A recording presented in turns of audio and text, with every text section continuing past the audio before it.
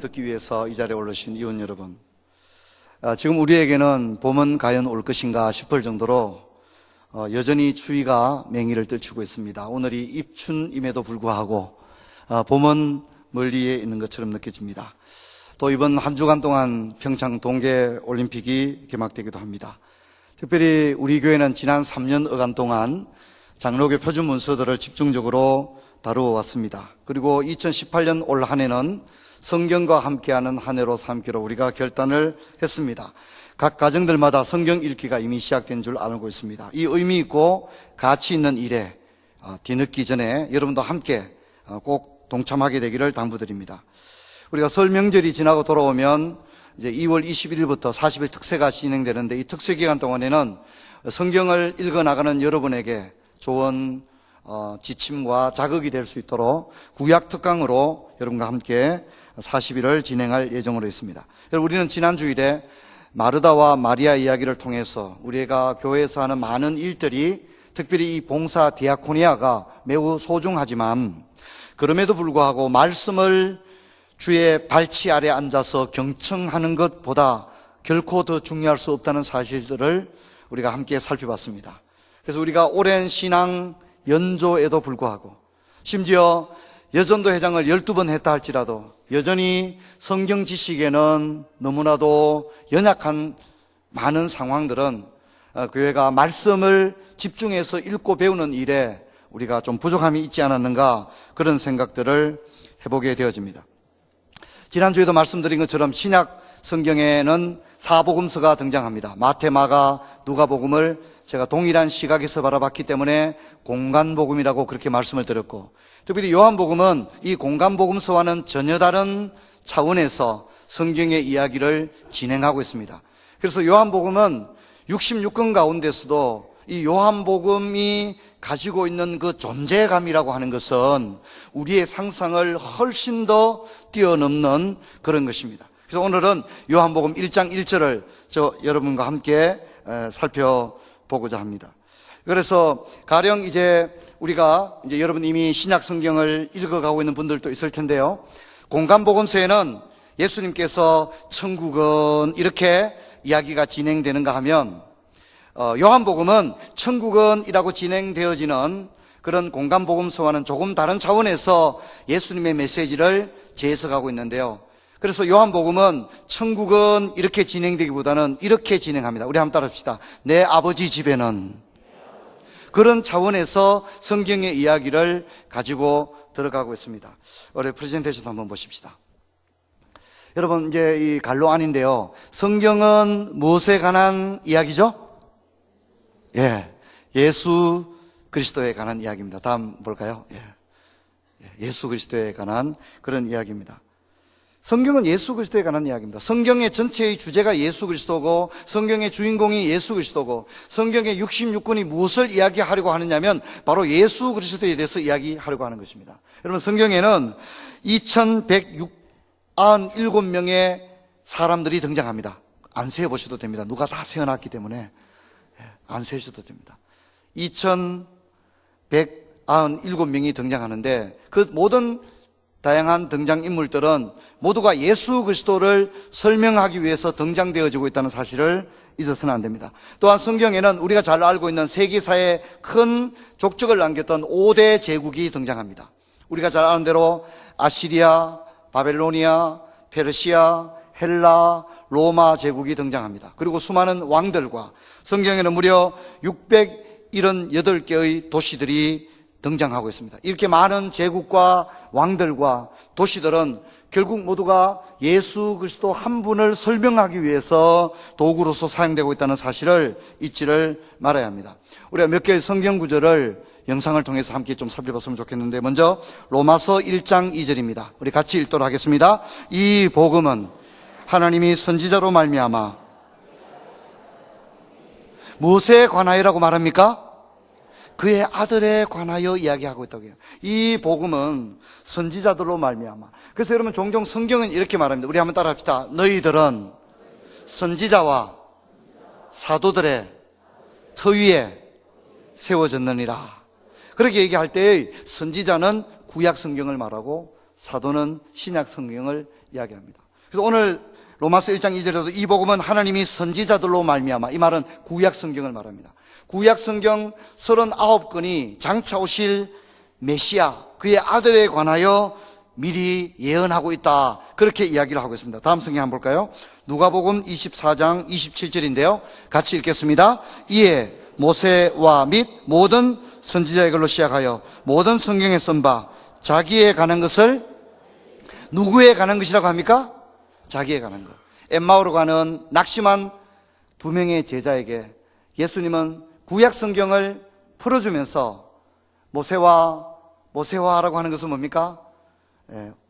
바로 모세오경을 이야기합니다. 모세와 선지자들의 글, 구약 성경이 그것이 다 자기에 관하여 쓴 것이라고 그렇게 해석을 하고 있습니다. 그 다음 한번 볼까요? 누가복음 24장 44절입니다. 함께 읽습니다. 또 이르시되 내가 너희와 함께 있을 때 너희에게 말한 바 곧 모세의 율법과 선지자의 글과 시편에 나를 가리켜 기록된 모든 것이 이루어져야 하리라 한 말이 이것이라 하시고, 이렇게 얘기하고 있습니다. 모세오경과 시편과 선지자들, 이러면 구약 성경을 얘기하죠. 이 구약 성경이 모두가 나에 대해서 이야기하고 있는 것이다, 그렇게 예수님이 이야기합니다. 요한복음 5장 39절을 읽어볼까요? 함께 읽습니다. 너희가 성경에서 영생을 얻는 줄 생각하고 성경을 상고하거니와, 이 성경이 누구에 대하여라고 말합니까? 이 성경이 나에 대해서 이야기하고, 이 성경이 모두가 다 나에 대해서 이야기한다, 그렇게 이야기합니다. 우리 한 구절만 더 보도록 하겠습니다. 요한복음 20장 30절과 31절입니다. 함께 읽습니다. 예수께서 제자들 앞에서 이 책에 기록되지 아니한 다른 표적들도 많이 행하셨으나 오직 이것을 기록함은 너희로 예수께서 하나님의 아들 그리스도이심을 믿게 하려 하며 또 너희로 믿고 그 이름을 힘입어 생명을 얻게 하려 합니다. 이렇게 이것이 바로 성경의 전체 주제, 성경의 전체 주인공이 예수 그리스도라는 사실입니다. 그래서 종종 이제 어떤 목사님들이, 부흥사들이 막 설교를 합니다. 종종 저도 시간 있을 때 기독교 방송들 채널들을 들어보면 정말 어떤 설교는 우리 성도님들이 이 설교 들으면 안 되는데, 이런 생각이 들 정도로 소위 말해서 매우 위험한 그런 설교들도 있는 것을 보게 됩니다. 잘 사는 이야기, 병 고치는 이야기, 복 받은 이야기 합니다. 물론 그런 것이 성경의 주제와 전혀 무관한 건 아닙니다. 왜냐하면 우리도 살아가는 일에 우리도 병 고침이 필요로 하고, 또 우리의 건강과 또 우리에게는 또 물질이 필요하지 않습니까? 그것이 우리의 존재론적인 그런 문제임에 틀림이 없지만, 그래서 이제 그런 설교를 합니다. 그러면 그것은 우리에게 매우 듣고 싶은 주제이거든요. 그래서 마지막 때가 되면 사람들이 기가 가리워서 자신의 사욕을 쫓을 서성을 많이 둔다고 했습니다. 그래서 많은 현대인들도 그런 메시지에는 관심이 있습니다. 잘 사는 이야기, 병 고치는 이야기, 저 같은 사람은 머리 막 나는 간정들 막 이런 거, 그러면 굉장히 기가 솔깃해집니다. 여러분, 이제 이런 이야기들을 듣습니다. 근데 목사님들이 이제 그런 설교를 하는데, 문제는 그런 설교하다 끝나버립니다. 거기서 끝나는 겁니다. 잘 사는 이야기, 병 고치는 이야기, 돈 버는 이야기. 근데 거기서 끝나버립니다. 근데 여러분, 그런 얘기는 세상의 약장수들도 합니다. 약장수들도 병이 낫는 이야기, 건강해지는 이야기 합니다. 많은 투자가들도 돈을 버는 일확천금의 그런 이야기들을 합니다. 근데 얘기가 거기서 끝나버리면 안 됩니다.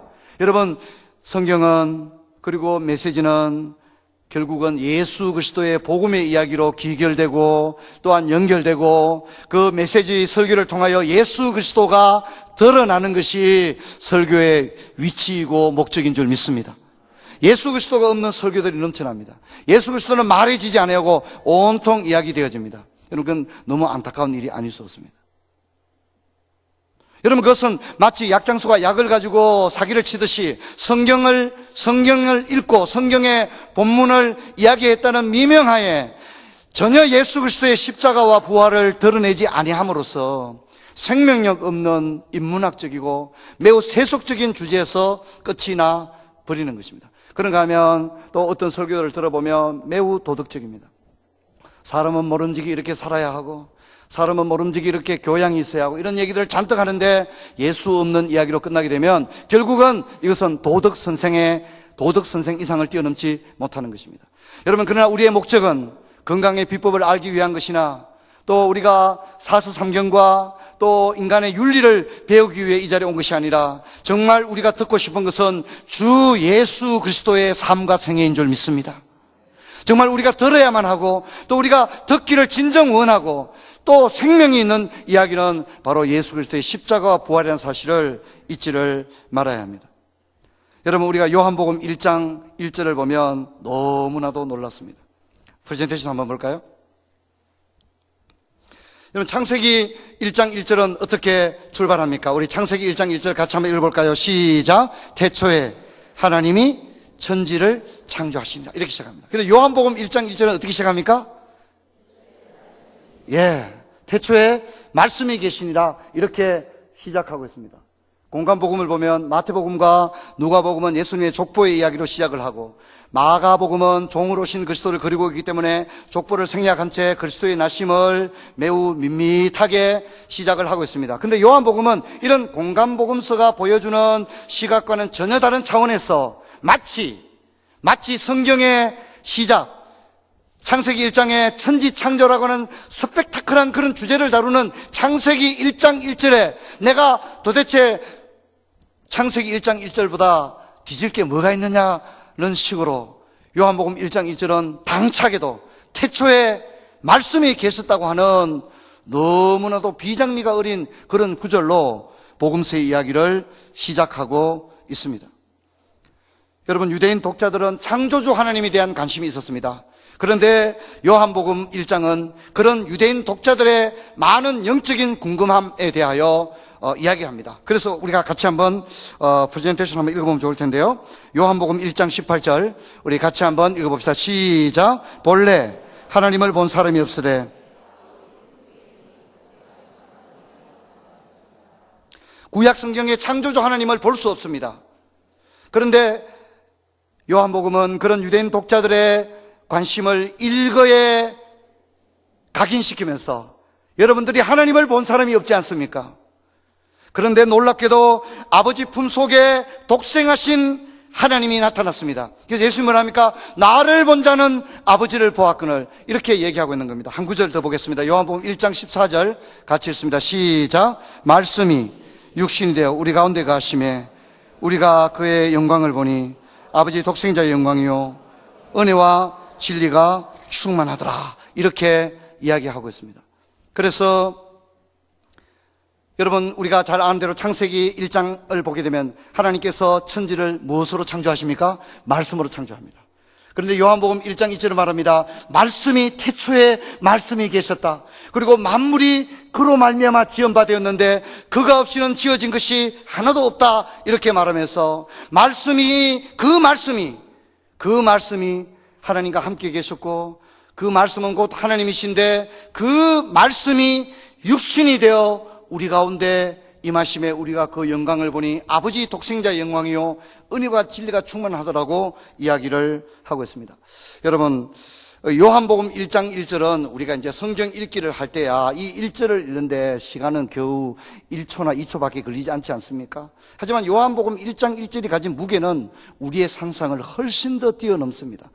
여러분, 요한복음 1장 1절을 우리 프레젠테이션 한번 보여주시고 여러분 펜이 있는 분은 여기다 좀 적어 놓으시면 좋겠다고 생각합니다.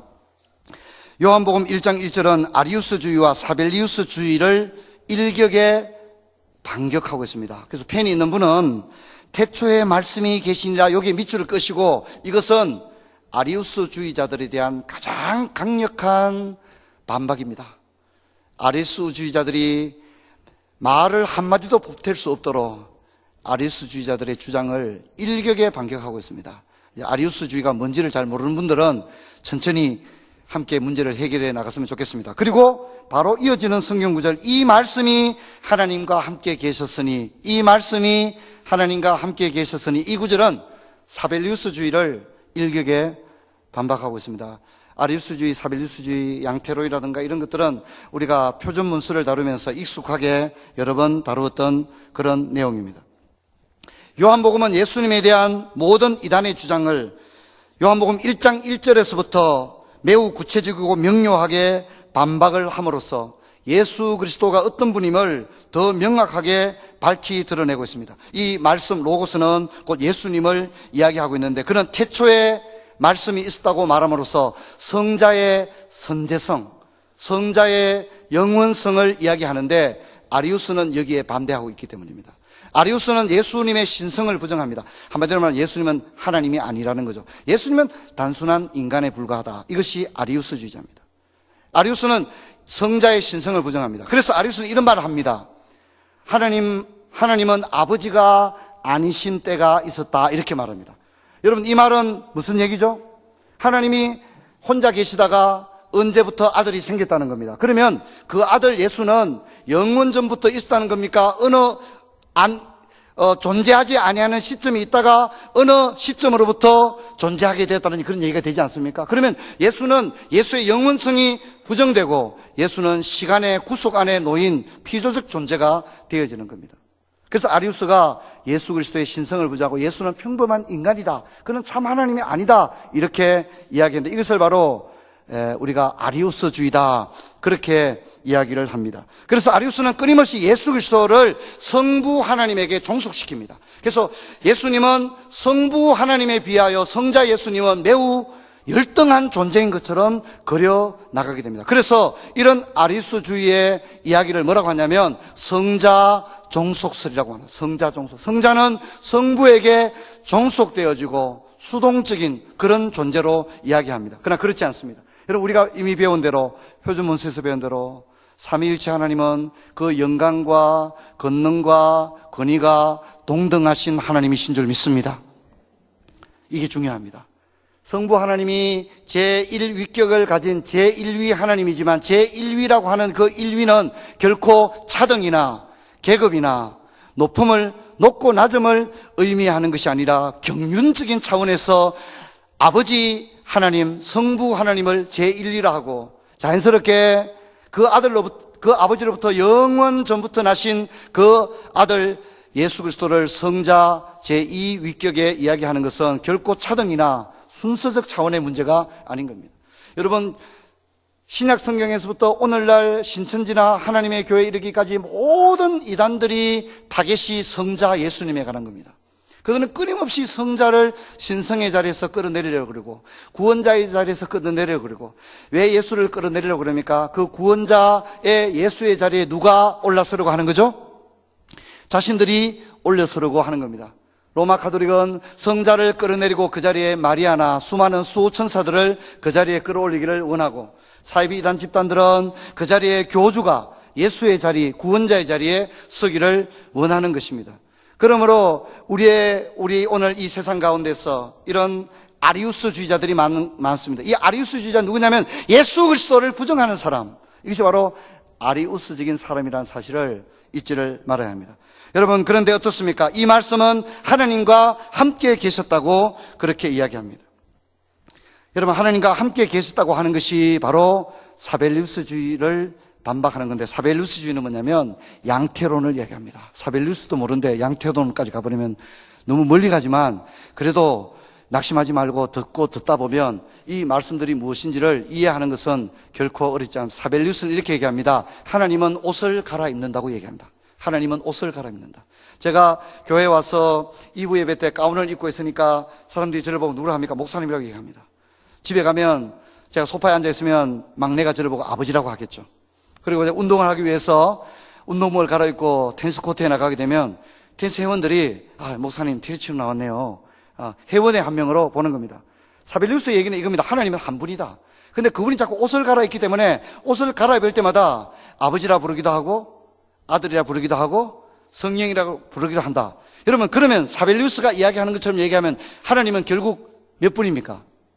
한 분이죠. 이걸 단일 신론이다, 그렇게 얘기합니다. 근데 문제는 뭐냐면 이런 사벨리우스의 주장은 뭡니까? 성자를 부정하는 겁니다. 성자가 없는 거죠.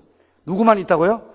여호와 하나님밖에 없다고 이야기하면서 유대교가 가지고 있는 단일 신론을 그들이 쫓아가게 됩니다. 얘기는 굉장히 멋있는 것 같지만 문제가 한두 가지가 아닙니다. 여러분 보십시오. 그러면 사벨리우스주의를 따르게 되면 성자는 없는 겁니다. 성부 하나님밖에, 여호와 하나님, 창조주 하나님밖에 아니 계신데, 그러면 사벨리우스는 십자가를 어떻게 설명할까요? 십자가에는 누가 죽었단 말입니까? 성자가 없는데 누가 죽는 거죠? 그래서 사벨리우스는 굉장히 재밌는 얘기를 꺼내놓고 있습니다. 십자가에서 고난당한 분은 누구라고요? 하나님이었다고 얘기하는 거예요. 여러분, 십자가에서 고난당하는 분은 누굽니까? 예수님인데 그 사람 사벨리우스는 예수 그리스도를 부정하니까 십자가에 못 박혀 죽은 것은 누구라고요? 하나님이 아들의 옷을 입고 거기 매달렸다는 겁니다. 그래서 이런 사벨리우스의 주장을 이끌어 뭐라고 말하는지 압니까? 우리 한번 따라 하시겠습니다. 성부순환설. 성부순환설이라고 얘기합니다. 십자가에서 예수님이 고난당한 게 아니라 하나님이 거기 아들의 옷을 입고 올라가 있었는데 고난당한 게 아들이 아니라 사실은 아버지다. 이렇게 이야기함으로써 예수 그리스도의 성육신, 즉 인성을 부정합니다.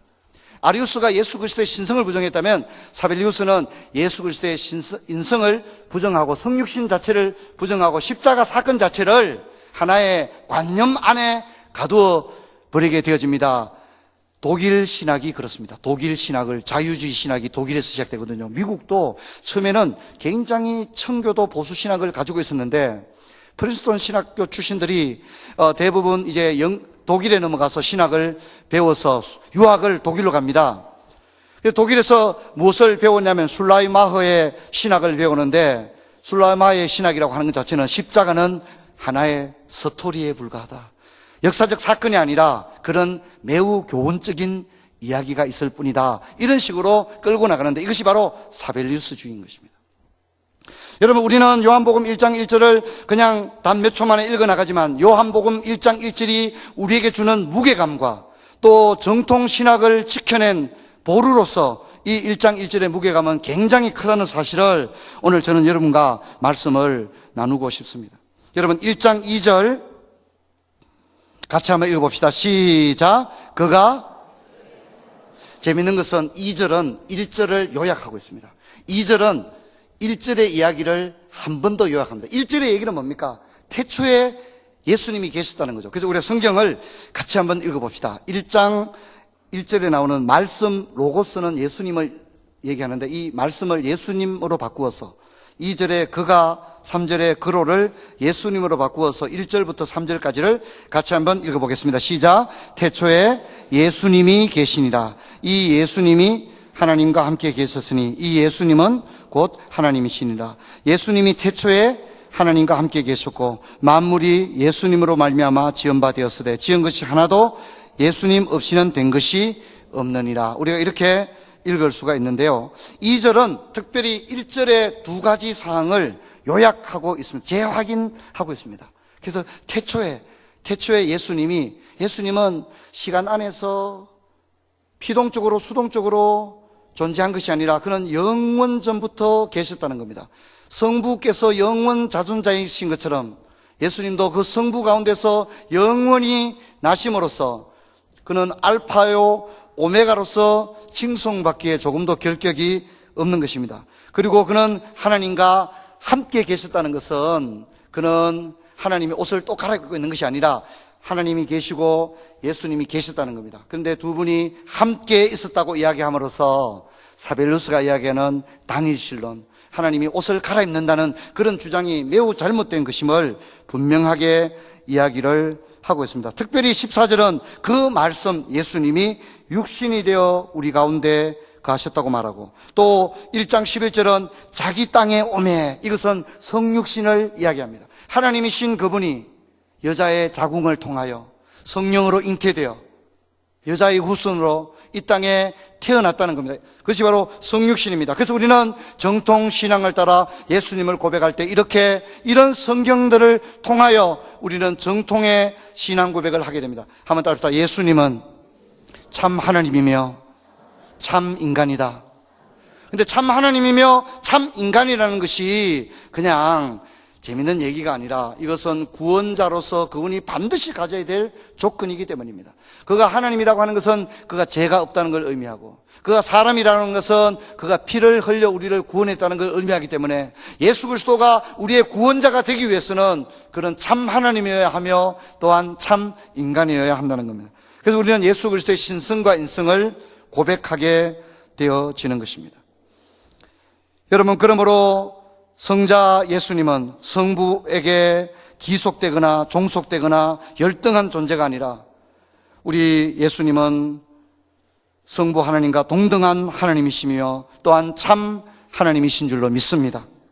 근데 놀라운 것은 이 요한복음이 태초에 말씀이 계시니라, 태초에 로고스이신 예수님이 계셨다고 얘기하는데 예수님 혼자 얘기하지 않습니다. 이 예수님을 이야기할 때 반드시 함께 이야기를 끌어오는 것은 바로 하나님 아버지에 대한 이야기를 가지고, 성자는 자신을 진술하고 자신의 존재를 계시할 때 반드시 하나님을 함께 이야기하고 있다는 겁니다. 이것이 중요합니다. 그래서 우리가 성경을 한번 같이 읽도록 하겠습니다. 1장 14절 같이 읽습니다. 시작. 말씀이 육신이 되어 우리 가운데 거하심에 우리가 그의 영광을 보니 아버지 독생자의 영광이요 은혜와 진리가 충만하더라. 18절 읽습니다. 시작. 본래 하나님을 본 사람이 없으되 아버지 품속에 있는 독생하신 하나님이 나타내셨느니라. 할렐루야.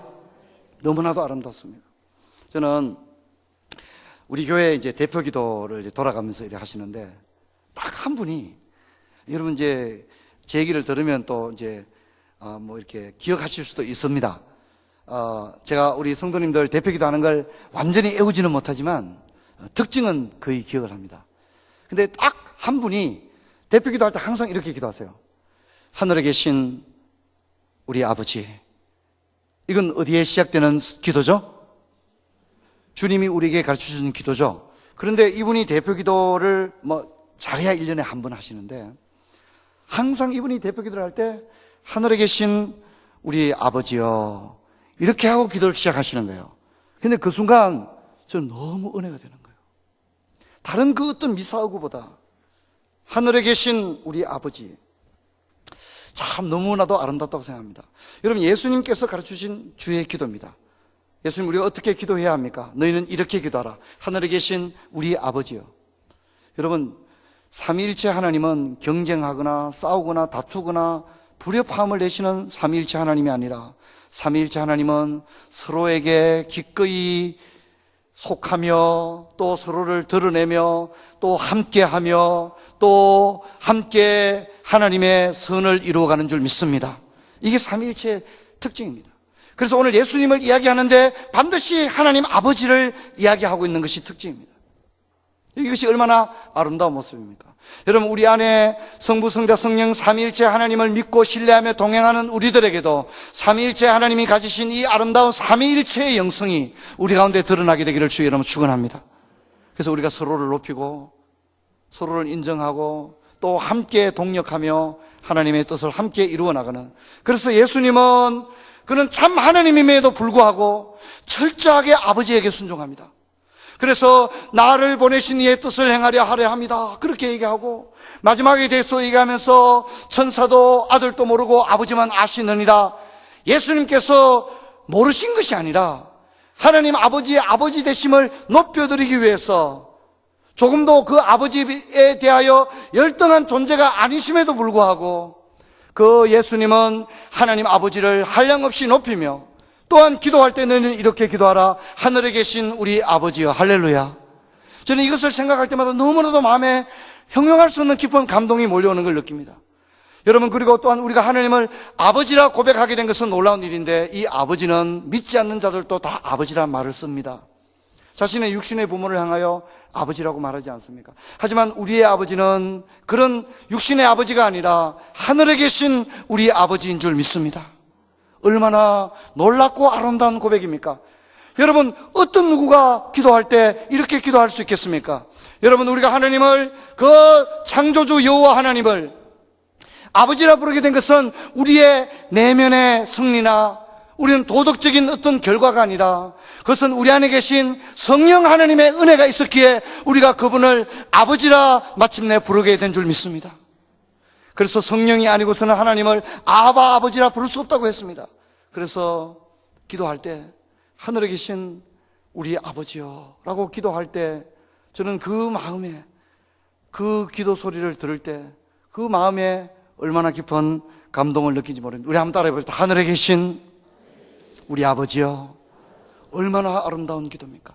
저는 이 짧은 하느님을 부르는 이 짧은 고백 속에 모든 것이 다 담겨 있다고 생각합니다. 하늘에 계신 우리 아버지요, 이 아버지는 그저 육신적인 아버지가 아니라 하늘에 계신 우리 아버지인데, 그 절대자 하나님이 나와 어떤 관계가 있느냐를 설정할 때 그분은 나의 아버지가 된다고 우리는 그렇게 고백하는 것입니다. 여러분, 그것이 어디에 나옵니까? 오늘 바로 요한복음 1장 12절에 등장하고 있습니다. 우리 같이 한번 읽어보겠습니다. 시작. 영접하는 자, 곧 그 이름을 믿는 자들에게는 하나님의 자녀라고 하는 것은 엄청난 권세입니다. 요한복음은 이것을 주목하고 있습니다. 그래서 공간복음이 천국은 이라고 할 때 요한복음은 내 아버지 집에는 이라고 이야기함으로써 이것이 우리와 매우 밀접하고 끊을 수 없는 관계에 있음을 이야기하고 있는 것입니다. 여러분, 우리는 하나님 아버지가 우리의 아버지인 줄 믿습니다. 이보다 더 큰 위로가 어디 있습니까? 우주 만물을 만드신 하나님이 나의 아버지인 겁니다. 그리고 우리는 어떤 권세가 있습니까? 우리는 하나님과 교제할 수 있고 그분께 탄식하며 또 간절히 부르짖으며 또한 그분께 우리가 도와달라고 손을 내밀 수 있는 권리가 우리에게 있습니다. 왜냐하면 우리는 그분의 자녀이기 때문입니다. 이것이 자녀의 권세이며, 우리가 이 생을, 지상의 삶을 마감할 때 우리는 어디에 갑니까? 아버지 집에 가는 것입니다. 우리가 아버지 집에 왜 갑니까? 우리가 그의 자녀이기 때문이며 그는 우리의 아버지이기 때문에 우리가 천국에 가는 줄 믿습니다. 이보다 더 큰 위로가 어디에 있습니까? 이보다 더 분명한 보장이 어디에 있습니까? 너무나도 아름답고 귀한 이야기가 아닐 수 없습니다. 사랑하는 성도 여러분, 우리가 1장 3절을 같이 한번 읽어봅시다. 시작. 만물이 그로 말미암아 지은 바 되었으되 지은 것이 하나도 그가 없이는 된 것이 없네. 4절입니다. 그 안에 생명이 있었으니 이 생명은 사람들의 빛이라. 5절입니다. 빛이 어둠에 비치되 어둠이 깨닫지 못하더라. 이것은 창세기 3장의 타락을 이야기하고 있습니다. 여러분, 인간은 하나님과 에덴 동산을 산책했지만 범죄 이후에는 하나님의 형상을 따라 지음을 받은 우리의 지성과 이성이 형체를 알아보기 어려울 정도로 처참하게 부수어져서 인간 스스로는 구원을 얻기 위한 그 어떤 행동도 할 수 없는 전적 무능의 위치에 놓이게 되었습니다. 그래서 우리는 마치 우리의 몸을 자유롭게 사용할 수 없는 그런 몸이 부자유한 사람처럼 연약한 상태에 이르게 되었고, 전적인 하나님의 손내미셔서 우리를 붙드시고 우리의 어두운 눈을 열어주시는 하나님의 전적이고 불가항력적인 그분의 개입과 은혜가 아니고서는 도무지 하나님을 알 수도 믿을 수도 고백할 수도 없는 상태에 놓이게 되었는데, 하나님께서 성령의 조명을 통하여 어둠 가운데 있는 우리에게 복음을 비춰주시고 마음으로 믿고 입으로 시인하여 구원을 우리에게 선물로 주신 줄 믿습니다. 얼마나 아름다운 은혜입니까? 그래서 이 빛이 사람들에게 비춰지만 사람들이 깨닫지 못했다고 하는 것은 너무 당연한 것입니다. 세상의 다른 사람들은 지식이 없어서 하나님을 믿지 못하는 것이 아니라 보기는 보아도 알지 못하며 듣기는 들어도 깨닫지 못할 것이라고 함으로써 천국의 은닉성을 이야기합니다. 천국은 감춰져 있는 것이기 때문에 아무나 그렇게 지식의 결과로서 깨닫고 그렇게 알 수 있는 것이 아닙니다. 하나님께서 깨닫게 하지 않으시면 결코 깨달을 수 없는 것인데, 여러분, 우리가 예수 그리스도를 구주로 고백하고 하나님을 아버지라 신하게 된 이 놀라운 사건은 성령이 우리 가운데 일하신 결과인 줄 믿습니다. 얼마나 너무너무 놀랍고 아름다운 일이지 않습니까?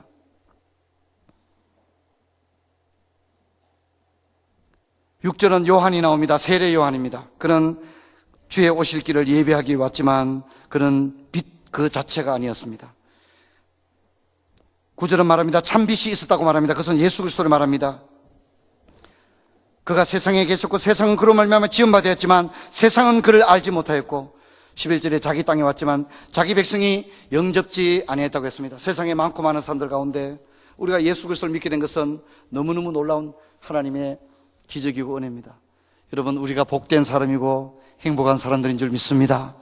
이 구원의 기쁨이 날마다 샘솟아야 합니다. 구원의 기쁨, 나 같은 죄인을 불러주신 이 청량할 수 없는 하나님의 은혜, 이것은 퍼내어도 마르지 않는 샘물과 같고 불러도 담이 없는 고백이며 찬양인 줄 믿습니다. 이 사실을 생각할 때마다 내 생애를 둘러싸고 있는 수많은 문제와 어려움이 있음에도 불구하고 결코 이 기쁨을 앗아갈 수 없으며 결코 이 찬양은 중단될 수 없으며 내가 이 지상의 삶 가운데 극심한 고난 가운데 있다 할지라도 메마른 땅과 거친 사막을 홀로 외롭게 걸어간다 할지라도 주님을 향한 우리의 이 고백의 찬양을 멈추게 할 수는 없는 줄 믿습니다. 이것이 진정한 기쁨이며 찬양인 것입니다. 여러분 13절 이하는 말합니다. 이 사건은 혈통으로나 육정으로나 사람의 뜻으로 난 것이 아니다. 하나님으로부터 난 것이다. 그렇게 이야기를 하고 있습니다. 여러분 이것은 모두가 하나님의 은혜입니다. 모태신앙이기 때문에 믿은 것이 아닙니다. 하나님의 은혜입니다. 혈통으로나 육정으로 난 것이 아니라고 말합니다. 하나님께로부터 난 것이라고 했습니다. 여러분 우리의 구원은 하나님으로부터 온 것입니다. 너무너무 놀라운 일이 아닐 수 없습니다. 성도 여러분 말씀을 맺고자 합니다.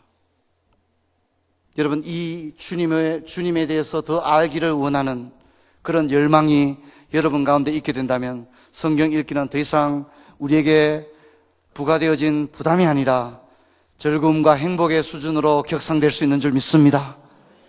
언제까지나 차차 읽지, 성경 차차 읽지 그럴 겁니까? 그러면 안 되지 않습니까? 우리 집에도 이제 주일에 같이 성경을 읽는데 제가 아는 어떤 자매님이 황금빛을 좋아하거든요. 그러니까 이제 막 저녁이 막 되고 이러면 빨리 가정 예배를 해야 되지 않을까요? 막 이렇게 얘기를 합니다. 그래서 이제 빨리 해야죠. 그래야 또 황금빛도 볼 수 있지 않습니까? 어찌됐든 간에 여러분 우리의 가정에서 성경을 읽는다는 것은 복된 일인 줄 믿습니다. 성도 여러분 들어봅시다. 우리가 오늘 뭘 공부했습니까? 이 성경이 내게 대해서 이야기하고 있다고 얘기했습니다. 이 성경이 나에 대해서 쓴 것이라고 얘기하고 있습니다. 이 성경이 자기 자신을 이야기하고 있는 것이라고 얘기합니다. 바로 예수님을 얘기합니다. 우리의 구원자 예수님, 하나님이셨음에도 불구하고 하나님과 동등됨을 취할 것으로 여기지 아니하시고 우리를 구원하기 위하여 이 땅에 오셔서 인생들처럼 사셨습니다. 그리고 나를 위하여 그 피와 물을 다 쏟으신 그 예수 그리스도에 대해서 이 성경이 이야기를 하고 있는 것입니다. 여러분 이 성경을 읽자는 것에 더 이상 어떤 신학적인 교리를 더 가져와야만 되겠습니까? 성경을 읽자고 하는 일은 어쩌면 너무나도 진보한 이야기입니다. 짜장면집에 가서 청요리를 시켜 먹는 것은 너무나도 당연한 일이듯이 교회 갔더니 성경 읽자고 하더라. 굉장히 진보한 얘기죠. 뻔한 얘기가 아닙니까? 하지만 뻔한 얘기가 될 수 없는 이유는 우리 가운데 성경을 읽는 사람들이 너무나도 드물기 때문입니다. 성경을 읽는 사람들이 너무나도 드물다고 하는 사실은 너무나도 우리의 고백과는 역행하는 일이 아니겠습니까? 여러분 저는 도전하기를 원합니다. 이제 2월 첫 주가 시작됐습니다. 그리고 오늘은 입춘입니다. 정 동기가 촉발되지 않는다면 입춘 기념으로라도 성경 읽기를 시작하길 바랍니다. 도저히 이 동기가 도저히 땡기지 않는다면 입춘 기념으로라도 이제 성경을 읽기를 시작할 수 있는. 그래서 이 성경 읽기에 제가 여러분을 설득하기를 위하여 또 다른 어떤 예화를 가져올 필요는 없다고 생각합니다. 왜냐하면 성경 읽기가 우리의 매우 복된 일이며 성경을 우리 가족들이 둘러앉아 성경을 읽어나가는 가운데 여러분 이전에 우리가 알지 못했던 놀라운 하나님의 역사가 시작될 줄 믿습니다. 목사님 저 성경을 잘 모르는데요. 걱정하지 마십시오. 성령께서 우리의 신앙의 형편과 우리의 믿음의 분량을 따라 우리가 꼭 알아야 할 것이 있다면 성령께서 생각나게 하고 깨닫게 할 줄 믿습니다.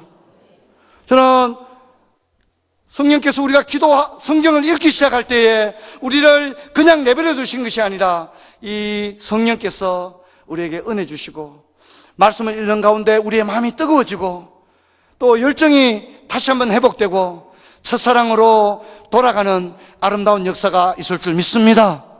여러분 이 귀한 일을 우리의 자녀들과 온 가족이 함께 둘러앉아 함께 해나갈 수 있는, 원래 우리가 다른 어떤 구호 또 다른 어떤 많은 어떤 그런 것들보다 정말 우리가 가장 기본으로 돌아가서 온 가족이 주말에 함께 둘러앉아 주님의 이 성경을 읽는 복된 역사 있게 되기를 주의 이름으로 축원합니다. 자리에서 일어나겠습니다.